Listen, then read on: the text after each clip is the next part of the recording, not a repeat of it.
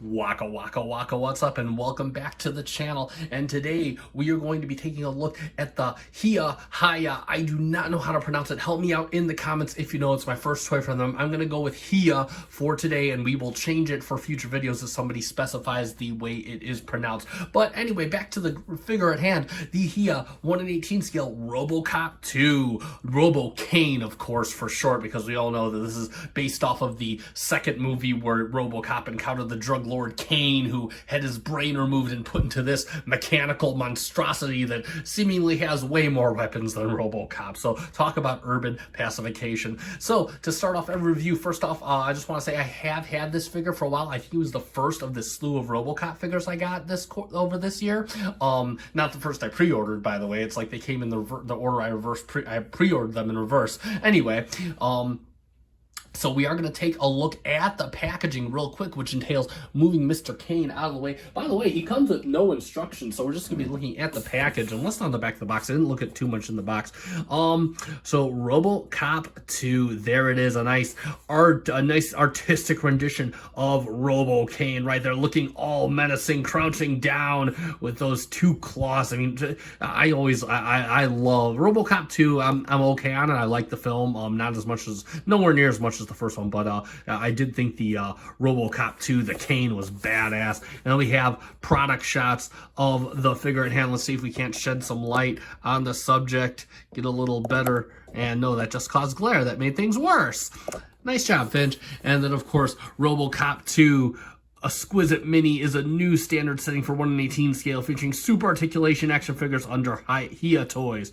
MGM, a whole bunch of legal stuff, and then of course another shot of Robocop 2 on the back. On the bottom, black. On the top, Robocop 2, and there is nothing in the box. And just FYI, so I was kind of surprised I first got this. The box is like 6.5 inches tall.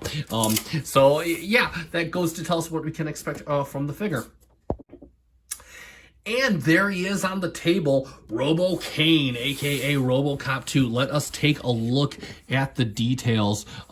So again, looks like he's all painted. I mean, they're save for a few small pieces of plastic. Got some nice, I mean, that very nice silver sheen. He was just a very plain looking robot in the movie. Got the kind of radiation symbol on there, and then of course the giant X where the nuke goes. No, nuke not included. I thought it would have been a nice detail, but it is a 1 in 18 scale figure, by the way.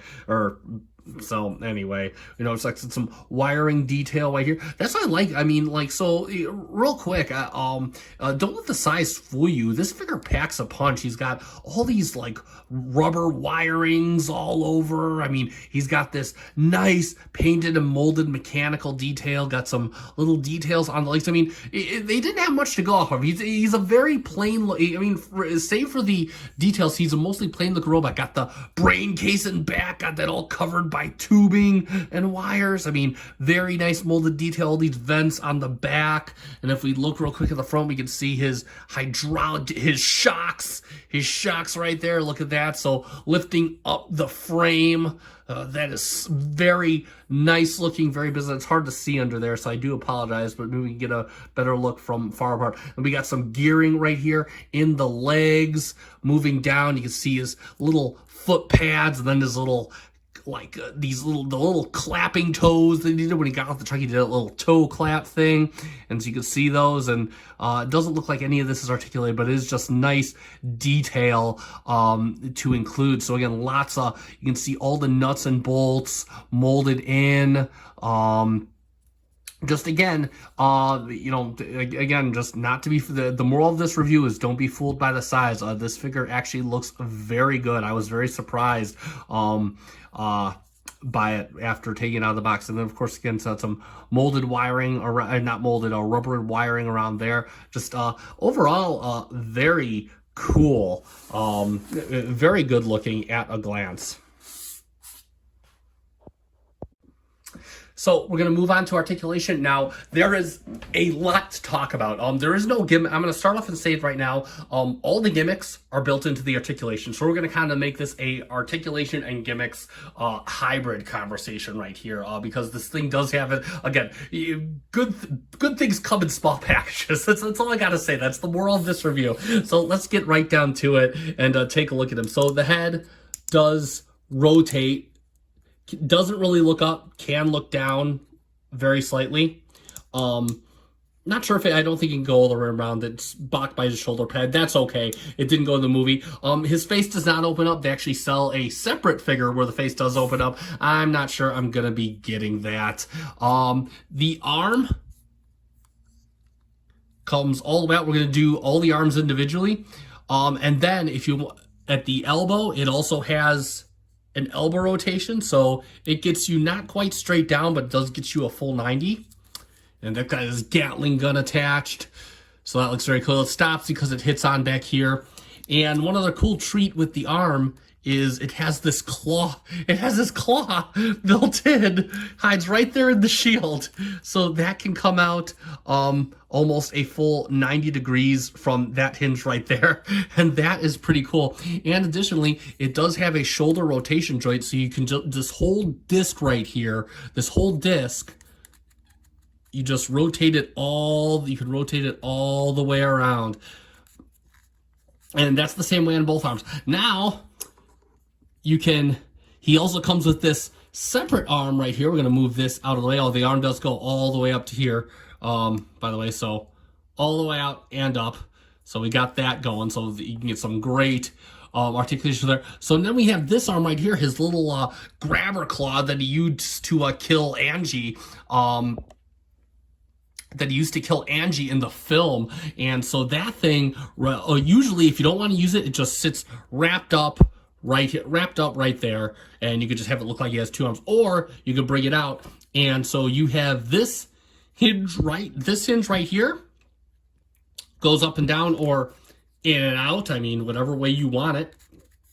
It could probably go all the way back, but of course it's hindered right here. It looks like it could probably go all the way back. Then it has a hinge here, and then you have one final hinge right here. So you can bring that all the way. So you just curl this thing up like a scorpion tail. It's got like, let's see. So that's 1, 2, 3 points of articulation on this little arm. So you got 2 arms on one side with 3 points of articulation a pop. That is absolutely ludicrous. Other arm, rotation at the shoulder. Same thing over here. You already know where I'm going with this. His claw arm comes all the way out. You have a point right here. It looks like it's ratcheted. That's just for effect. It's just a loose joint. And that'll get you, let's get him all the way up. Oh. There we go. And that'll get you like that. His claw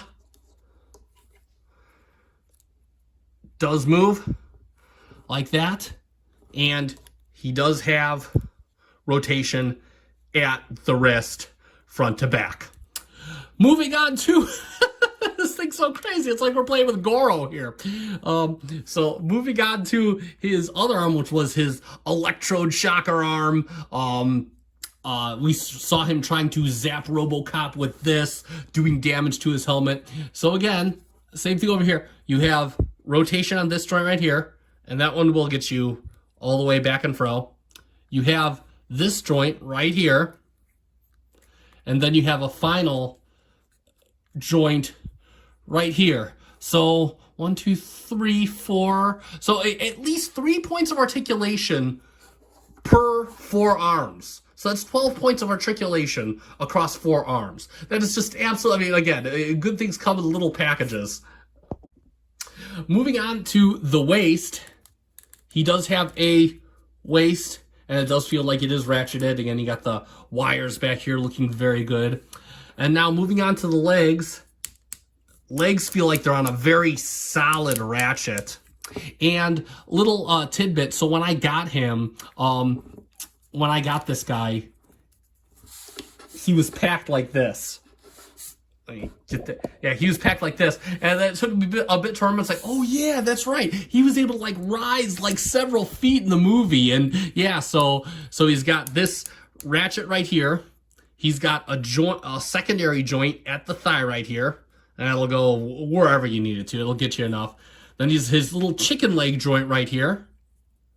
That moves about back that far, front that far. It's blocked by the knee pad, and then he's got his little foot that moves, I mean, pretty solid range of motion. You get this guy looking like he's doing a freaking athletic jump. It's hilarious.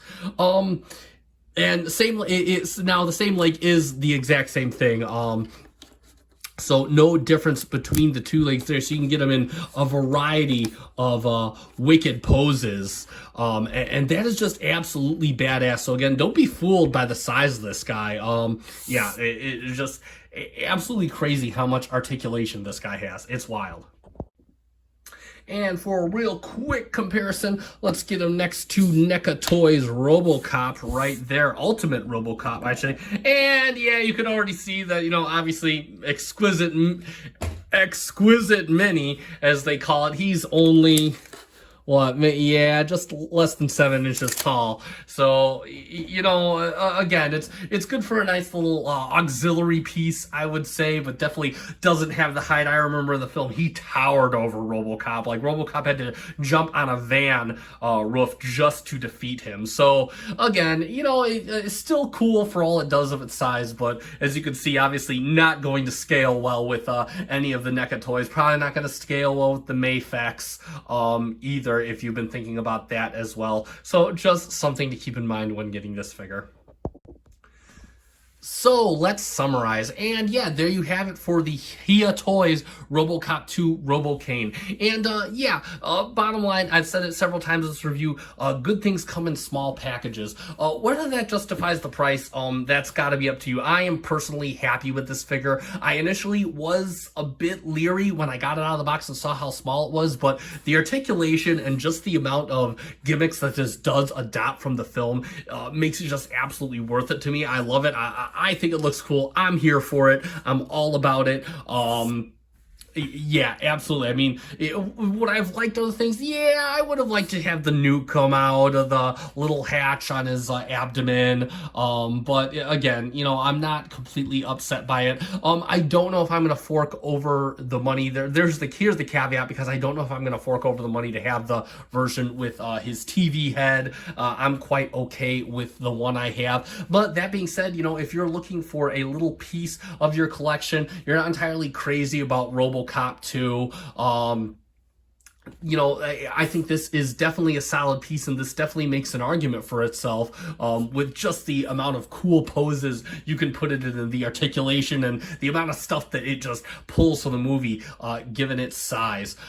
So yeah, now if you want one of your own, I got mine from Big Bad Toy Store. It is still in stock there. You could check. I will put a link in the description down below. Also, if you like this video and would like to see more, consider liking and subscribing to my channel. I try to put out content several times a week, taking a day, and I do work a full-time job in addition to this. I do take a day out to rest and like kind of ease into some content as well. So keep that in mind. But I try to be relatively active on YouTube, up and coming and all. Also, leave me a comment if you feel there's anything I can do better, or just to tell me you love me, and I will reciprocate in kind. So, having said all that, it is time to end. I have been SC Finch. Thank you so much for watching. Stay out of trouble.